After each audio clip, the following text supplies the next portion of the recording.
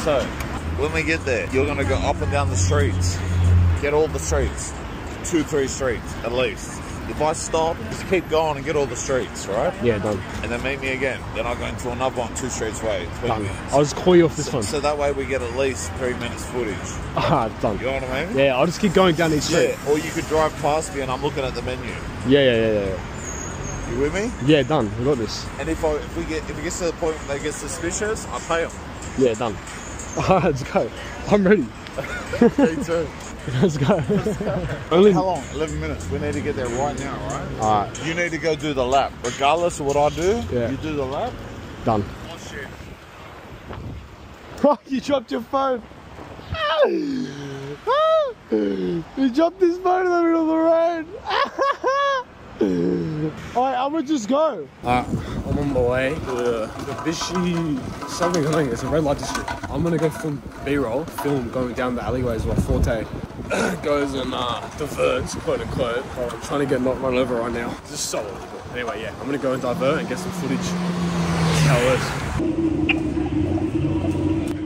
is. We lost Uncle Fort. He's coming. Left? Alleyway, yeah?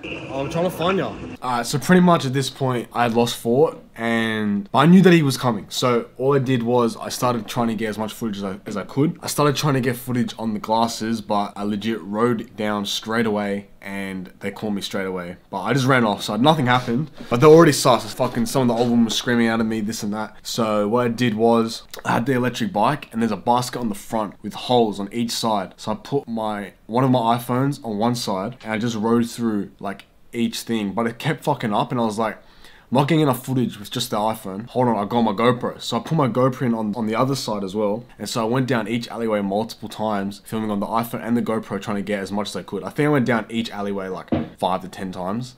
But yeah, I put the best footage that I got in this. I found Fort in the end. I actually got footage of where I spotted him talking to one of the girls. But yeah, that's what happened.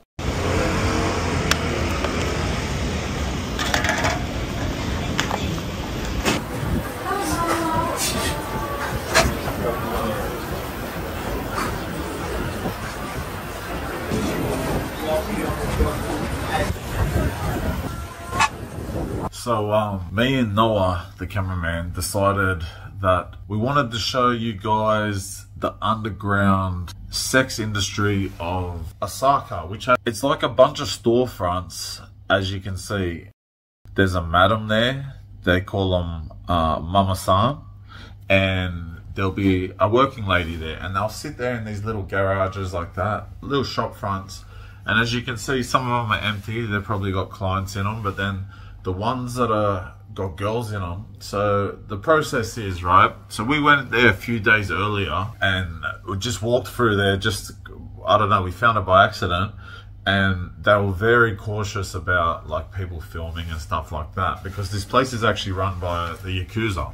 You know, there's a lot of shady characters around there. We were hesitant to go, but I was like, fuck it, man, we gotta document this shit. So we made a plan to go back on our bicycles. We hired the electric bikes, and we figured a way, because there's not much footage online of these places. You don't hear about them. So the history of them is, right, they've been around since early 1900s, and they were actually functional during World War II, where they became shut down in, I think, 1958. They got shut down for one night. Then they reinvented themselves as restaurants. So the catch is, you can go there and they'll serve you, they'll give you a beer and they'll give you some chips and all this stuff.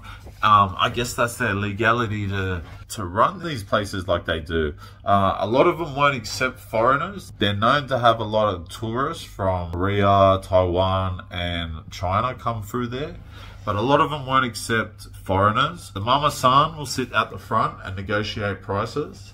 So we had to do it. We had to go through there, and we had to document this shit. You know what I mean? So in 1912, it contained 2,000 prostitutes and 100 brothels, and it was burnt down. Shinshi Atobi in the Namba district of Osaka.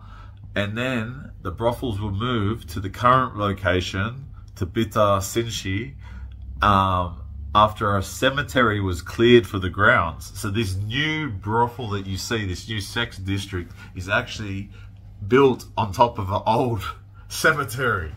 But there's hundreds, I'd say there's probably about 150 ladies, and they all got their individual shop fronts. So to avoid detection, I came up with a plan that we should separate, because Noah was standing out, and Noah was standing out too, but like I was cruising around, drunk, pumping music, acting like, you know, a bit blasé, just to throw off. And I told Noah to meet me, so he went there ahead of time, a little bit before me, because I wanted him to get all the fucking surrounding areas. And as you can see, there's plenty of streets there. And then I told him, if they get suspicious, I'll start talking to them and pretend that, you know, we're going to go in and all this stuff, so we can get a bit more closer footage. So this is the best footage we could get, because if they did catch us, we were in a very isolated area, and they probably, who knows, they would have beat the shit out of us, probably. There was shady characters on every corner, and Noah got chased out of there because he had these spy glasses, and I'm sure they're well aware of people coming in to film. But if you look online, there is very few footage of this place. The footage we got's quite extensive. In my negotiations with these working ladies, or the mama-sans, I realized, like, I was fucking around with them. I was just like, so what's the real price? What's the real price? And lo and behold, they've got like a price they'll pull out.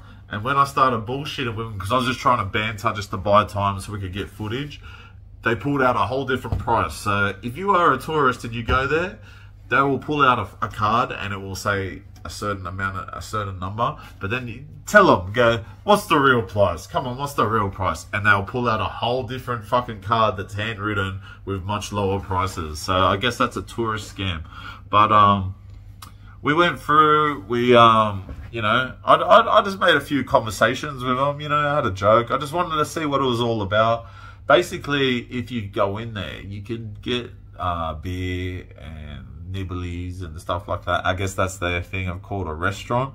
But they were actually banned, and they actually shut down for 1 day, and they reopened as restaurants. And they've been continuing like that since 1958.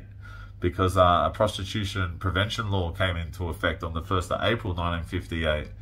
And the area actually escaped bombing during World War II, which is another interesting fact. But yeah, so all you see here is this is how the red light district works in Osaka, and this is the biggest red light district in Osaka. Bro, we gotta go home. It's fucking right. These guys just went left.